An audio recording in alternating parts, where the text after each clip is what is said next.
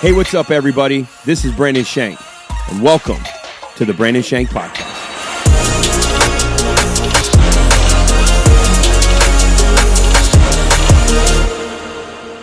Hey, what's up, everybody, and welcome to the Brandon Shank Podcast. Y'all already know what time it is. Corey, tell them what time it is. It's cookie time. It's cookie day. I did have one today. I had a s'mores, and it was delicious. Oh, was it? Every last bite, baby. It is cookie day. But hey, before we go any further, let's do some giveaways. We had some winners. Last week, we had to pre-record because it was spring break here in Virginia Beach. So we said, can you guess the day and the time of which you're recording? We had two winners that were dead on. Oh, dead on, really? That's almost eerie, but... And so one was Ashley Love, the other was Marie Bouchard. Now, the reason Marie it's interesting to me is because Ashley, you live here in Virginia Beach, and you're amazing. You're one of my favorite humans on the planet. Marie is overseas on deployment. Oh, so wow. for her to get it right, Ashley was here, so she kind of probably figured out the weather a little bit, or she just knows me. I don't know. Yeah. But Marie, she's overseas. I was blown away. That's impressive. Yeah, so we're sending you crumble cookies because it's cookie day. It's cookie so day. Why not, Marie? We're getting you a gift card. You'll have it overseas. Hopefully, it's not too long before it gets there and you can enjoy it. But thank you all for playing. Thank you all for everybody who sent times and days in. There was a ton of you, and a lot of y'all were close. But Ashley and Marie, they nailed it. Yeah. They nailed it. So congratulations to the winners. So spring break week was last week. We had a good time. Family went camping. My boys fishing. Campfires every night. It was good. Got to eat good, hang out. The fish were spawning, so they were hitting this creek over and over. And I think they snagged as many fish as they caught, but they had a good time, man. What'd you catch? Sucker fish. They caught some bluegill. They caught, I think, maybe only one bass out of the pond that was there. But yeah, just little. I mean, they were good-sized fish, but they weren't something you'd eat or nothing like that. Gotcha. What'd you do, man? I went back to Maryland to visit family, and I babysat the whole week. Man, you know, it's Lauren's gonna be mad when she finds out you say that about your kids. No, it's my kids and my cousins. No, Ryan probably. My brother-in-law. He listens to this podcast. I'm sorry, Ryan. He didn't mean it, bro. He didn't mean it. Didn't mean it. So hey, man, you know, one of the things I love every year they do in the Major League Baseball. Major League Baseball season just started. I'm a huge fan. One of the things I love they do every year in Major League Baseball is Jackie Robinson Day. So it's the April 15th. Everybody wears the number 42 in the whole in all the majors, and I love that. But I had a moment. I was sitting there watching the game the other day, and I have this. There's a side of me that wishes I was a color commentator for Major League Baseball or the NFL. Just the guy who just says stuff that everybody is either thinking or wants to hear. I don't know that I'd be any good at it, but I'd love to do it at once. But I thought, how fun would it be if you're actually the play caller for one of those days and you're on the radio? Like, number 42 hits it to deep center, caught by number 42. He throws to the cutoff, number 42. Throws to third, number 42, and it slides. Safe, number 42 at third, you know? If nobody had last names, it's like, that's the beauty of Jackie Robinson Day. It's all about breaking the color barrier. I love it. Yeah. And it's cool to see all the players rocking the 42, you know? I feel like you now need to do this in real life. We need to have a baseball clip that we strip the audio from, and you do the voiceover. I mean... I'm not against it. Yeah. I'm not against it. All right. So another thing, and I think this is an area of expertise for you. This is something that I want to talk about. I just saw this today. Apparently Drake, hip-hop artist, mogul, has 2 new tracks out. I already know where you're going. I already know where you're going with When I read this, I was like, I got to bring this up. Is one of them with The Weeknd? I don't know, but it's all AI. Yep. It's not even him. Yep. I already know about this. So talk to me. Yeah. Talk to me, It's man. computer generated. Yeah. Yeah. Tell the people what they want to hear. I mean, give us some background on this. This is your sweet spot. It's all sorts of stuff. So we have so many computer generated, AI generated. So whether pictures now, or did you see the photograph of the Pope in like the fancy puffy jacket? Mm-mm. Everyone thought it was real. It's fake. It's not real. Pope doesn't have a puffy jacket like that.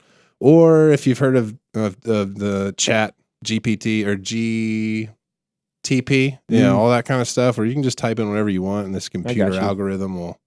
Yeah. Here's a better one. I have a cool, listen to this. So they're using Chat GTP. Am I saying it right? GPT, I think it is. Anyway, whatever it is, I believe you. Anyway, they did this. Just for the record. I read an article about how, the CAPTCHAs that prove you're not a robot. Oh, I'm getting ready to talk about that. Did you talk? Go ahead and talk about it. No, go for it. I actually, it was on my list to potentially talk about next week, but I'm going to talk about it right now. Yeah. I'm sick of them. Because sometimes I can't get them right. Oh, CAPTCHAs. Yeah. Gotcha. They're like, pick the stop sign. I'm like, 3 of them are in German, bro. I don't know what that says stop. You know what I'm saying? It's pick a bridge. Like, that looks like a bridge, but I don't know. I can't tell. They try to confuse you. My favorite is the one where it's like, I just did one the other day. It's like, pick all the squares that has a motorcycle in it. And one square had like the tiniest bit. And I'm like, is that a motorcycle? Not exactly. Do you want me to choose it? Do you want? I had to redo it. Yeah, so. Exactly. I was like, do it again. I'm like, bro, this is a test? This is longer than the driver test. Come on, man. I'm with you. Captchas. Anyway, continue. AI. So they had this AI basically try and get around a CAPTCHA. And so what this AI did was it hired a TaskRabbit. So it's like this thing where you can hire a real person and pay them money to do a task. So here's the scary part, though. So this AI reaches out, pretends to be a human, reaches out to a TaskRabbit. Hey, I need you to complete this CAPTCHA for me. The person on the other end of TaskRabbit gets skeptical that something's weird, something's fishy, and asks it back, are you a robot? And its response was, no, I'm not a robot. I just have vision problems. And it names a medical diagnosis that is a real vision problem. Dude. It says, I can't see the CAPTCHA to complete it, so I need you to complete it. This is the beginning of a Stephen King movie. The human completes the CAPTCHA and task completed by the AI robot. This is one of those, this is a bad movie. This is what this is turning out to be. It's creepy. Yeah. This is very creepy. So when does it stop? So this is where I was at with all of it. Yeah. So Drake has songs out he didn't write, or he didn't do, right? What's going to happen is, at what point do we know truth?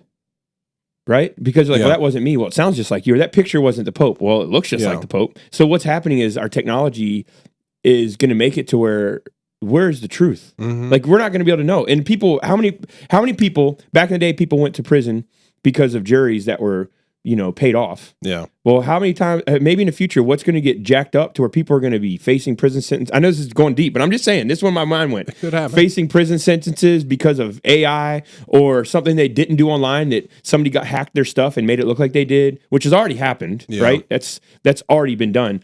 But it's scary when you think about the ability of these. And you said we could clone, and I remember you talking about this back in the day. We could clone, but they stopped it because there was this cloning process. They were going to start cloning humans, and they cloned animals. I don't know if it was you that was talking to me about this back in the day. Who knows? Maybe. But how they stopped because they were like, we're not ready for it. Yeah. So, I mean, it's scary. It is. It's Terminator. That's what it is. You ain't lying, man. I mean, what happens when they AI one of us? I mean, and then I'm not really here. There's plenty of movies about this. I'm right now at the beach. I'm not actually here. Yeah, exactly. Exactly. Well, I mean, I can't hate it too much because you asked for it is John Madden, and it's not really John Madden. Hey, we got you. This whole thing is fake. We've never even recorded a podcast. Yeah. Whoops. Yeah. All right. Well, let me talk about what's bothering me since we're on this. Okay. Yeah. Two things. And I know this not to be heavy loaded, but number one, predictive text messaging. I've had enough of it. Oh yeah. All right. It's never right. That's fun though. These are like Snickers bars right here. Yeah. These things don't type effectively, apparently. Yeah. I will say this. I'm an avid iPhone user. I love Apple. I love everything Mac. But my Android, when I had it back in 1993, was way better with predictive text than Apple has ever been. Yeah. Are you predictive texting right now? Right. So have you ever done the thing where you type in one word and then you just keep hitting the middle button over and over and over again, and it writes a sentence for you and then you read it back? Read it. It's really fun. So what did you type? Oh, what gosh. letter? I just typed in the. It auto-corrected to they, and I just keep hitting them. Let's read it to us. What you got? They have to do a test for you, and then they have a negative result from that. So they have a positive test, and they can get it from you, but you can't go back in, and they can't do anything to your house, so you can't get tested because they have a false negative. I'm out of here. Dude, that's AI. Right now, it just prophesied over your life. So whatever it is. Yeah, it's a false negative. It's a false negative, bro. I don't like it. Yeah. All I know is... Doesn't that mean it's a positive? Oh, gosh. Texting and driving is dangerous anyway. Yeah. You should never pick up your phone. Let me say that. Yeah. But when I'm at stoplights and I break the law accidentally and I go to text and I look down at it before I push the gas, it's never right. Yeah. It's like, hey, babe, I'll be home in a minute. Looking forward to seeing you. And it's like, hey, I like cows, but I prefer chocolate milk. I have blood drawn. You're like, what? Yeah. What does that even mean? And you laugh. That's about how odd it is. Yeah. It's like none of these words could even possibly go together. So I'm irritated with predictive text. I was going to tell you, Apple, y'all are very intelligent. Help me. Yeah. Just help me, please. Do you go around talking to Siri to text for you? No, I don't talk to Siri. Actually, the other night is the first time I talked to her in a long time. We don't have a great relationship. And I just said, well, tell me what my alarm's set for. And she wouldn't talk to me, but she would show me on my screen. Apparently, I need a change of setting. Gotcha. For some reason, that's a pet peeve of mine. I don't know why. What? Just people talking to their phones to text for them. It's not that I don't like it. It's just, it is what it is. I don't need her for much. But I will say this, and this is my second one. I mean, Okay. you're just playing right into all of them today. You know where we're headed. Segways, baby. Yeah, you're killing it. The second thing is Alexa needs to help me parent my kids. Okay. All right? I'm a little frustrated with Alexa. You want to have a voice in my house, Yeah.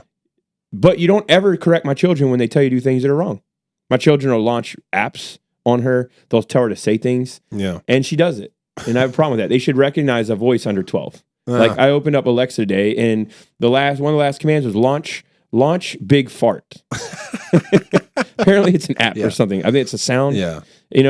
And I'm just thinking, Alexa, when are you going to step in? Like Google, when are you going to step in and help us parent our kids in this country? Yeah. Yeah. Like we need some accountability in these electronic devices. AI is out of control. Yeah. Right? It's now confusing us, and we made it. Predictive text couldn't be worse. And Alexa, you're a bad example. Yeah. So that's where I'm at today. That's what I'm feeling. Yeah. I mean, I feel like that's fair. It's true. So what better place to go than you asked for it? Bring it on. Boop, boop, boop. Don't blame me. You asked for it. Thank you, AI generator.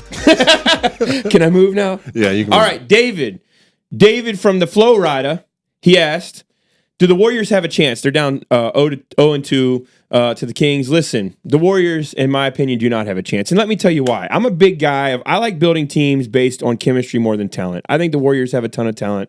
They've always had talent. I just feel like there is a window for these teams. And sometimes these teams can win after they're outside the window.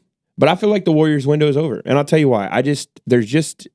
There's just a lot of animosity you can feel in that team. There's stuff going on with Draymond, and I think people can say what they want about these guys. Draymond's a great player. Obviously Steph is a great player. They got talent. All right, we're not questioning talent, but no, I don't think it's their year. I don't think it is. Now, maybe in a couple weeks we come back here and I was wrong. I don't think I will be. So that's where I'm at. So David, thank you for your question. We love you. And let Flo Rida know what's up. We're glad to be with them all the way here in Virginia Beach, the Brandon Shank podcast. So I have another one. So Amanda F. said, what are your thoughts about Transformation Church's Easter service performance? Now, I don't know how many of you know about Transformation Church. Transformation Church is in Oklahoma. Pastor Mike Todd. Pastor Mike Todd has really an incredible testimony about how Transformation Church got on the map. It's really what God did through his life, and he kind of went viral. He's got very strong social media following. The church has grown a ton. There's something behind you. Oh, drone? There's... Oh, it's not. That's Speaking of AI, we're here in Virginia Beach. You just never know what's going to happen. Speaking of AI, Desert Rose Creatives is with us live in the studio today. That's just a part of it. Woo! Everybody say, what's up, Desert Rose? What's up, Desert Rose? What's up, Desert Rose? There they are. So he's still there. It's still there. Yeah, it's just a little high. He's got to bring it down. So listen. There it is. So listen. This is Transformation Church with Pastor Mike Todd. Crazy story about how they really got on the map where they're at and what God's done to get them where they're at. Mike Todd really had a incredible, online viral following. It kind of God did a lot in their church. So let me say this: I have seen some of it. For those of you who aren't aware, people are saying it looked more like the Grammys in a not good way than it did a church service, and it was really inappropriate. When you watch it, if you're a Christian that's grown up in church and you have an expectation of what church Easter should look like, you will be extremely disappointed in what you're seeing. If you're not a Christian and you have a preconceived idea of what church is, you may really love what you see. Yeah. If you're somebody who goes to that church and you're all in, you could be on either side of the story. But this is what I want to say. I have no problem with pastors who are trying to do everything they can to reach people. I don't expect those things to look great to people who know Jesus all the time, because I think sometimes what people don't understand that sit in the church, that sit in the congregation, is that they don't understand what it's like to pastor the church. And I don't know Pastor Mike Todd personally. I don't know. I've listened to why he did it, and he said, when I first became a pastor, I didn't preach Easter, and so I was like, well, what do we do on Easter? Let's do a play. Now, I'm not saying that I am behind any of those things that he said, or I'm saying as a pastor, I support pastors, and when they do stuff they shouldn't. Obviously, I still am like, hey, man, we're all human. This particular scenario, I think every church has to stay in their lane and do what God's called them to do. For me to sit here and tell you I have anything wrong with it, I think it's little bit. I think it's very legalistic and it's too opinionated. I'm a pastor. I know how different every church is, and that all churches make up the body. I love what God has used Pastor Mike for in to this point. I don't know him. I don't know his heart. But I assume that when he built this, he was trying to do everything he could to reach a generation that, honestly, we need pastors to do everything they can to reach. So I'm not ever going to throw sideways energy at churches ever, because unless they do something, and you're saying, well, it's immoral, you need to. I get what you're saying, but I looked this up on Relevant. They had this article of five outrageous church productions you have to see with your own eyes. One has Iron Man getting crucified. Yeah, this is in the past. I've heard about this. Yeah. One is talking about how all these churches now for men's nights will do MMA fights. They'll bring MMA fights into the church. Another one is church that hosted a gun raffle giveaway. Another one's when a pastor brought a real lion and a lamb on a stage. Oh, jeez. Yeah. Another one was church had flying angels, which I think was this past year before, for their Christmas Eve service. Like literally flying angels, the drummer boy thing. Oh, you remember that? You showed it to me back in the day. You're like, check this out. That was right. that. Yeah. So this is the thing. I think that our picture of what church should be, and this dishonors God. If the gospel is being preached, it's not dishonoring God. I think that's, if you look into the New Testament, and there was complaints about how the gospel is being preached, and the response was, if the gospel is being preached, then God is doing things in people's lives. And I don't know how, I never saw this whole service online. I know they were like, well, they used this song from this artist and this song from this artist. My response is, if the gospel is being preached, then lives are being changed. Yeah. It might not be the gospel that you think or you like, but I think we just have to spend more time focusing on our life and living like Jesus and less on how other people need to live their life. I think the Bible's clear. As Christians, you need to correct Christians and help us stay together. It's not a matter of pointing a finger, but it's saying, let's hold each other accountable. It's a healthy thing. But I think that I appreciate the question, because I know a lot of people are asking. But I think for me, there's a lot of there may be some messages that were preached on Easter that aren't biblical. I don't know. Yeah. And so maybe it's an extravagant production. It's a very influential church. People know of it. People know Pastor Mike Todd.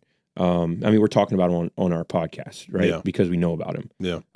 So I think that from what I saw, some stuff is like, wow, it's pretty intense. It's pretty intense. Yeah, that was I don't feel like I'm in a position to throw down and say, well, that's not God. I didn't see the whole thing. Exactly. I wasn't there in the environment. Yeah. You know what I mean? I feel the same way. Yeah. And I think if the gospel is being preached, then people's lives are being changed. Even if it doesn't look like what we think, Yeah. So it's kind of where I stand with it. And so everything's probably in context. That's the thing too, is like, I get it. Some things are probably like, oh, would I have done that? Maybe, probably not, but that's not my culture. That's not like it's just different things. It's different things. And so to judge it seems harsh. Yeah, I agree with that. And to not view it in its full context before, throwing stones seems also wrong. So, well, let's be honest. As we sit here on staff at Palms Church, we are very different. Yeah. But we're connected through chemistry, through the way we see Jesus, through our passion for God, for people. But the way we do ministry, you and I even, is very different. Yeah. But we respect the way each other does it. We know each other's strengths, whether anybody on the team, right? We know, like, hey, we all can do it this way, but like our specialties and our sweet spots are in different areas. Mm-hmm. It's okay. Yeah. And I think that's where I look at other churches. I think if churches could be more minded to like, hey, they're just doing it really, really different. Yeah. I'm not saying it's right or wrong, because honestly, like I said, I haven't seen it. Yeah. But I think there's a place we can honor and be like, you know what? The gospel is being preached, and let's just let God do it. Hopefully he did some great things through it. And I believe he did. You know what I mean? Whatever that means. There was a viral video. So in the news, two big things I want to talk about. One, there was a viral video of a dad. I guess a kid had got in trouble at school. I believe it was elementary. It may have been middle. I think it was younger. I didn't get to see it. I looked at it. I couldn't find it. I heard about it. And there was a viral video where this kid had his dreadlocks shaved off because he got in trouble. And so it was a way to get disciplined. Like, this kid kept getting in trouble. So his dad shaved his dreads off, and the kid was devastated. And it was way like, hey, you're going to stop getting in trouble. Like, you're going to know this. And so there was two sides of it. One side was, this is good parenting or public shaming, to shave his head. And so I know that schools there was a school that shaved a girl's hair. I think it was a little girl, because she had something, I don't remember what it was, but it was like a biracial little girl, and the school shaved her head for whatever reason. The parents sued them, because you shouldn't be shaving a kid's head. No. Yeah. But this is a parent that the kid had gotten in trouble. So I don't know. I think I was like, well, one, it's the parent. Yeah. So, the parents are going to do what they feel is best. They know their kid. They know the situation. They know the conversation they've had at home. They know the conversation they've had at school. Is it right or wrong to shave your kid's head because they love their locks? Like, if you do this again, this is coming off. I mean, I don't know. I don't know the situation. Yeah. So some people are like, man, this is public shaming. This kid is blah, blah, blah. And another person said, well, this kid's not going to end up in a gang or killing people when he's older. These are real arguments I heard on the radio. Yeah. And so I think there's people pretty passionate on both sides of it. Yeah. I think it's all context. I agree. Honestly, yeah. I don't know that person's context. Exactly. I don't know the parent's context. I don't know the kid's context. Like, I can judge it from the outside all I want, but I don't, I can't. I don't know. You don't know the actual context. Yeah, I don't. Yeah, 100%. So the second thing I want to talk about is, so I'll say this, mom and dads, hey, ask the Lord to lead you. Use the God as your the Bible as your moral compass, and God as your guide, and say, Lord, I need you, man. Help me. Parenting's hard. That's the thing people don't understand. Parenting is hard. Yeah. It's the hardest thing. It'll make you happier than anything and more mad than anything. Mm-hmm. Parenting's tough, man. Yeah. And all you parents out there, you're doing a lot better than you think. I think kids are a lot more forgiving, and they got a lot more grace. And I know I have a running joke with my kids. Hey, I'll pay for your counseling when you get older, because it's the reality. And I know I joke about that. I've been through counseling. My wife's been through it. But it's, you're not going to be perfect, and you're going to do things you wish you didn't and say things you wish you hadn't. And you're going to have scars. It's just because we're human. Yeah. Right. But I think it's, that continual love and continual like, hey, I'm going to let you know I got you and I love you and I'm going to take care of you. Not just in what I say, but in the way I act. And I'm going to make you feel like you have a protected place. So parenting's hard. Yeah. You know what I mean? Let me say this. I think people are losing their minds, though. I think right now, post-COVID, people are losing their minds. Yeah. The world is turning unbelievably violent. I read 4 articles in the last 3 days. These are the 4 article topics, okay? 1, just today I read 2 cheerleaders were shot in a Texas parking lot after one opened the door to the wrong vehicle. Jeez. They rolled down the window to say they were sorry, and this dude shot into their car. Injured them. A 20-year-old woman was shot and killed after the car she was mistakenly drove up the man's driveway. Goodness. 65-year-old dude. Another article. A 16-year-old in Kansas City was shot twice, once in the head and when he's on the ground, once in his shoulder. I think it was his shoulder, when he knocked on the door of a home this past weekend. It was a young man was black. The homeowner was white. He was 80-something, and he shot him. Shot through his door.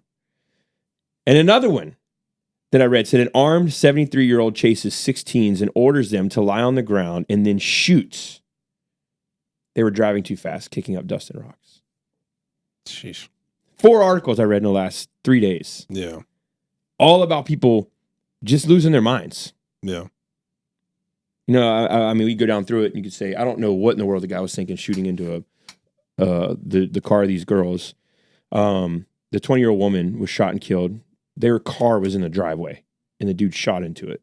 I mean, that's it's crazy. Yeah. Right. The 80-year-old man who shot this teen. I don't know exactly. I'll give you an example. It was like, hey, the address was 15 Terrace Way, and he was on 15 Terrace Road. He went to the wrong address. Gotcha. Yeah. He was right around the corner or something. Jeez. Went and knocked on the door. Dude shot him. Didn't even open the door. Jeez. Or right when he opened the door, he shot him. Or maybe didn't open the door. I don't remember. But shot him and then shot him again. The kid had to run to 3 different homes before anybody would help him.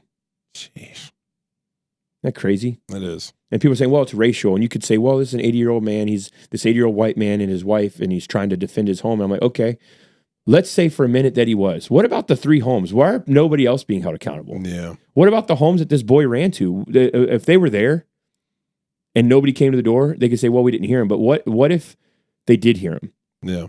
That's what I'm saying. It's a big problem. Mm-hmm. What if they did hear him? Like, if nobody was home, it's one thing. The news says, oh, he went to 3 different houses. So did he go to 3 different houses and people saw him? Or did he go to 3 different houses and nobody was home? Like, those things. But the reality is he's on a front porch and he got shot twice. Maybe there's legitimacy to I'm saying there is so many things with this story that are jacked up. Yeah. You can say, well, the guy was scared and he just shot. I don't understand, because he was saying he was a large man. The guy said there was a large man at my door and I was afraid that I wasn't going to let him enter my home. Well, I agree with that. I'm a man too. I have a wife. Yeah. But what gives you the freedom to fire off some rounds? Yeah. If you have a gun in your hand and somebody's at your door and you ask them what they need before you shoot and the door is locked, you don't shoot through the door. Yeah. You feel me? Mm-hmm. There's nothing about that makes any kind of logical sense. Yeah. And then this guy chases these kids down the road and tells them they were kicking up dirt and rocks. Who do you think you are, bro? That you're going to chase a bunch? If that was my kid and you held him at gunpoint after he kicked up some dirt and rocks. Yeah. I mean. Yeah, it doesn't make any sense. How do you explain that as a human? You know, you held kids at gunpoint because they kicked up dirt and rocks. I want to know where these people think they have the right, first of all. Everybody thinks that they have citizens arrest duties and that they're going to carry guns and start shooting at people. Like they're now the law. But that's what happens whenever you have the paradigm shift in our country where law is no longer respected. And honestly, for some of it's for good reason. Some things that have happened. Yeah. I don't think there's ever a reason to not honor authority biblically. But if you look at why people don't, I get it, right? There's people killed at the hands of law that you're supposed to trust them and you don't. Also understand the other side of it, where law enforcement is also protecting their lives. Now, some of the beatings, no excuse for that. No excuse for that at all. We all know that. The whole world knows that. America knows that. They were wrong. But there's a lot more to every story than any of us know, right? And when I hear these stories, this is all, in my opinion, a part of just kind of this slow fade that we've had as a country with law enforcement, and we feel like we're going to take it into our own hands now. And honestly, there's just a lack of law. There's a lack of authority because I think authority has meant harm and pain. And authority should be love. It should be care. It should be guidance. And I think when you live in a system like us, like I don't know about you, but when you drive by a prison and you see nothing but barbed wire and these massive structures, all they're doing is housing humans. Like there's got to be some rehabilitation in our system to help people. And I know they say there is, and I'm not trying to get into the political side of it, but I do want to approach it as we're just a byproduct of what's how we've built this justice system. This is all a byproduct. You get people chasing people with guns and holding them at gunpoint and shooting through their doors. This is crazy. And these are all kids. These aren't adults. The number one killer of kids. I just heard this on a stat the other day. The number one reason for death for the first time ever in the history of our country for kids is gun violence. Number one. The country's mad, dude. People are upset. They're angry. They're frustrated. They're hurting. And we need to help people. People need help. This isn't even arguing about guns right now. This is me saying people need help. They're sick. You got these people, they're mad. You're chasing down kids with guns. You're shooting through doors at kids. People are mad. You know what I'm saying? Yeah. They're angry. They're hurting. They're scared. And this isn't a cop and kid problem right now. This is a civilian on civilian problem. And the answer, there's an answer. But you start pulling Jesus out of everything and you wonder where there's no moral compass and no guide and no hope and no help. Well, this is what you get.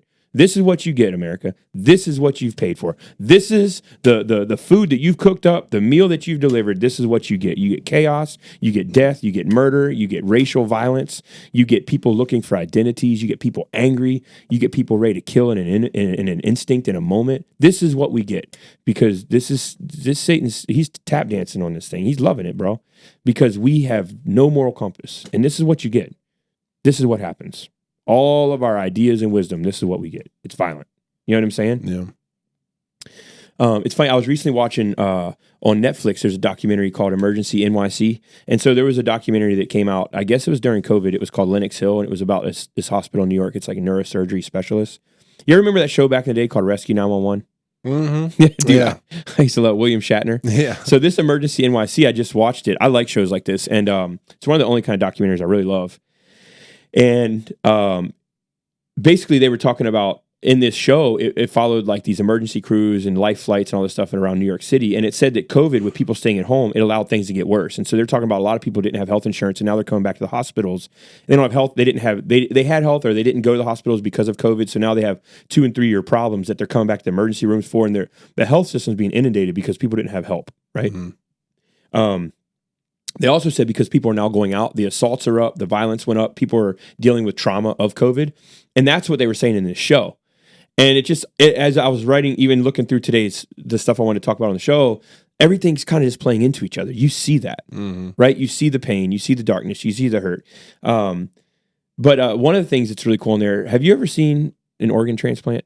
Like, you watch a video or anything? Like watch medical things? Do you like that kind of stuff? I mean, not particularly. Make you a little woozy? Yeah, man. A little bit? I don't know. I mean, it's just not my thing. Yeah. So, bro, I was amazed. I'm amazed at what they can do. Yeah. They're like, we're going to have a small, for the kidney donor, they're going to have a small incision beside your belly button. They pull his kidney out of a tiny hole. Yeah.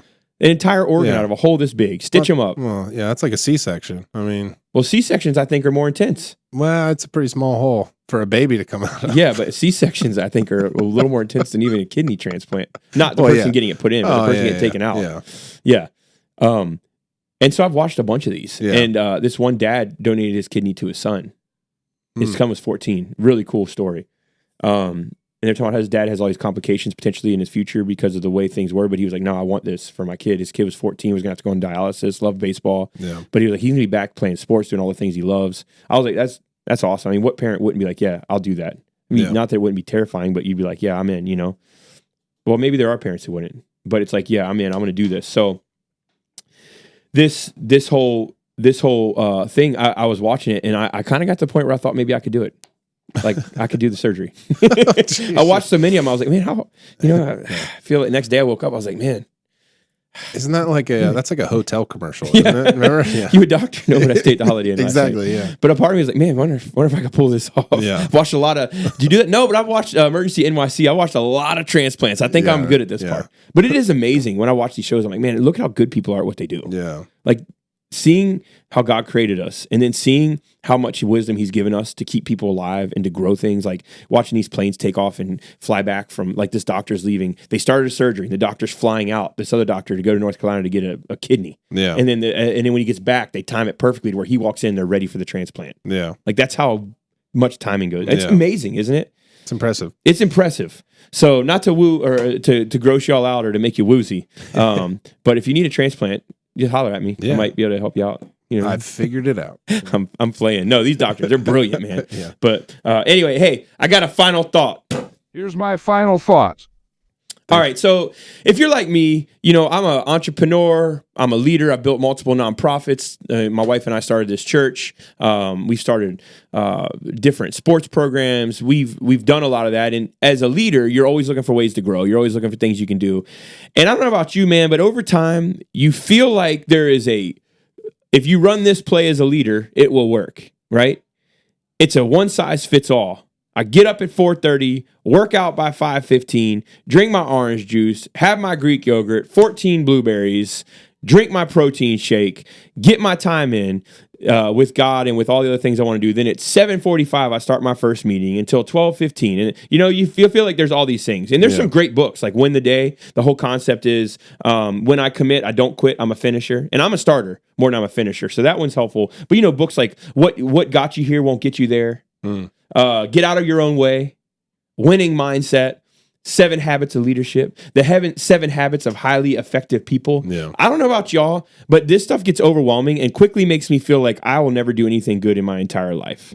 Have you ever felt like that? Yeah. Whenever you get into all the leadership books and all the things, and this is what I've learned, and this is what I'm going to help you with. This is my final thought, and I'm hoping it'll release some of you today. The first one is, you're saying, well, how can I just be me? Well, I think that's the first thing. You got to find you. Because some people, I know for me, they say you have a sweet spot in the day when you can like create information. For me, if I'm writing a paper or if I'm creating even messages, my best time is before lunchtime generally. If I can get up at 6 or 7 even and work until noon, that's like a sweet spot for me with information. I can write a paper, I can create messages, whatever. That is a very studious time for me personally. No. I feel like the after lunch lull, even if I eat super healthy, drink coffee, whatever, I'm just not as, I can type and I can create then, but I feel like those are better times for meetings and stuff for me. Whereas the morning is really where I can sit in my sweet spot with that kind of stuff. You got to learn you. Yeah. You got to learn what works best for you. But I think for everybody, when you're looking at these things, you're thinking, man, how to become a better leader? We're all trying to fit into, unfortunately, a lot of times we try to get into a mold to where, like, if I get into this mold, I'll be all right. Well, I've stayed in molds before, and I've seen success in things I've led when I was in those molds, but I felt like I was a shell. I didn't really know. I wasn't really it worked, but not as good as it would as if I actually knew me. Yeah. You know what I mean?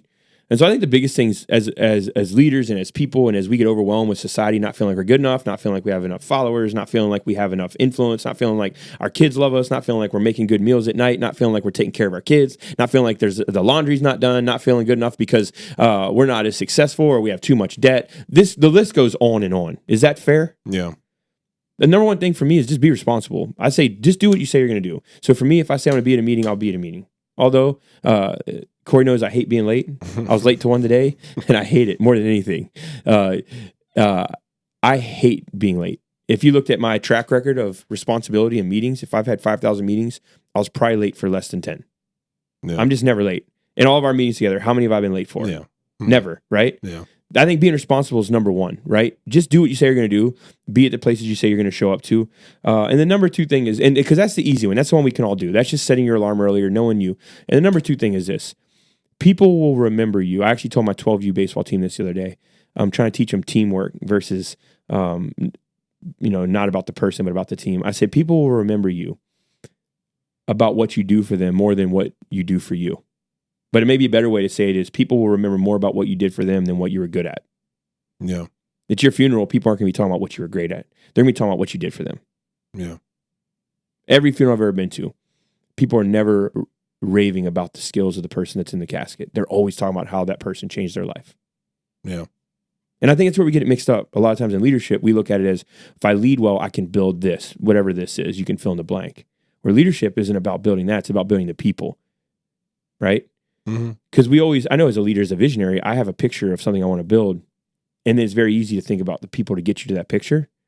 But what happens for me is I'm more of a heart than I am a head leader. And quickly I think of, well, I want these people in their life to be like, man, but what that guy did in my life was greater than what we built together. They remember you more than they remember it. And I think that's what all of us are called to be.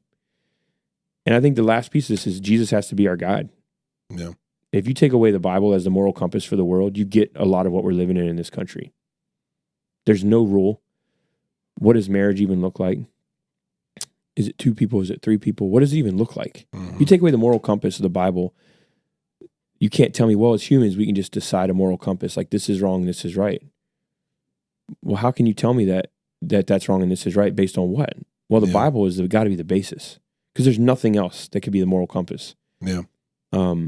Who says murder is wrong? Well, you can't just kill somebody. Says who? Based on what? Your moral compass? Yeah. The Word of God, right? We all know that, but where does it come from? It comes from the Word of God. It comes from the things that's in us, that God's put in us. So I think as leaders, and as people who, we're all trying to do what we can, and I don't want you just to be in survival. I want everybody listening to this to be in a place where you know that you're valuable, that you're special, that there's something bigger in life for you than just what you think. But God has something greater for you. So be responsible. Just do what you say you're going to do. Be where you say you're going to be. And people remember more about you and what you did for them than what you are good at or what you did for yourself. And man, let Jesus be our God. He will take us to a place only He can, period. Even if you're not paying attention to Him, He's paying attention to you and He sees you. Let me pray for you. Lord, I love you. Thank you for each and every listener. I pray for their families. I pray that you bless them. Pray that you'll be with them. Pray that you'll help them to take them where only you can take them. We love you and we're so grateful. Everybody said, amen. Hey, love y'all. We'll see you right back here next week. Brain Shake Podcast. See you guys.